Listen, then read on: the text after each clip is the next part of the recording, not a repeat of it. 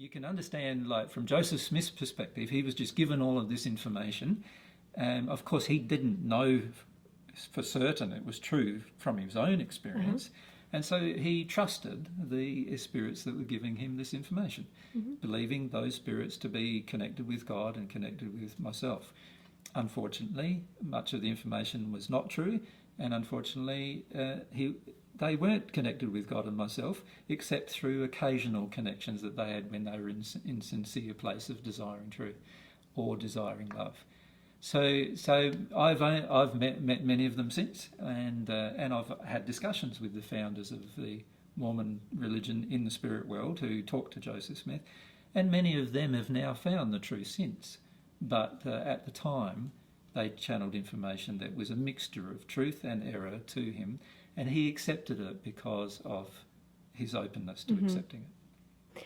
It seems like if I were Joseph Smith, I'd have a lot of grief associated with the fact that I would have almost felt like duped into something that I thought I put myself out there, and my whole life was dedicated to something that I thought was God, and now I found out that it's someone else's kind of agenda. Yep.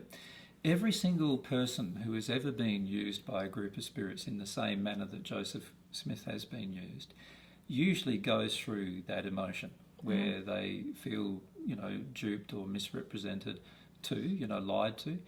And unfortunately, there's usually a group of emotions they experience before then that like a chain of events. The first emotion they usually experience when they pass is that they want to hold on to the reality that they believed. So they often spend quite some time in the spirit world doing that, holding on to what they believed to be true. Then over a period of time, people interact with them, and eventually they start to know a different story, the actual truth, if you like, of what actually occurred.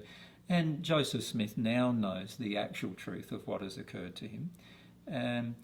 And then they go through an emotional process. Usually this emotional process usually begins with surprise initially, then anger, and then fear, because they become afraid of, well, what's the truth then? And then they often feel a lot of grief that they taught other people something was true when it wasn't.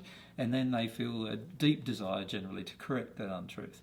Now, Joseph Smith hasn't completed that particular process yet, but many of the spirits who taught him have completed that process. In other words, many of the spirits who taught him have been very interested in correcting the untruth that they perpetrated.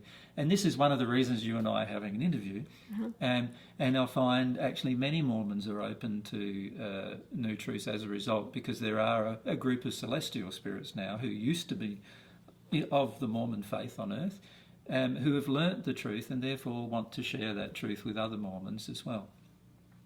Okay. By the way, that same process occurs with all other religions as well. There are many Muslims and there's many Christians who have now, after arriving in the spirit world, learned the truth, and they are coming back to earth and trying to share that with others too. Okay, yeah. Great.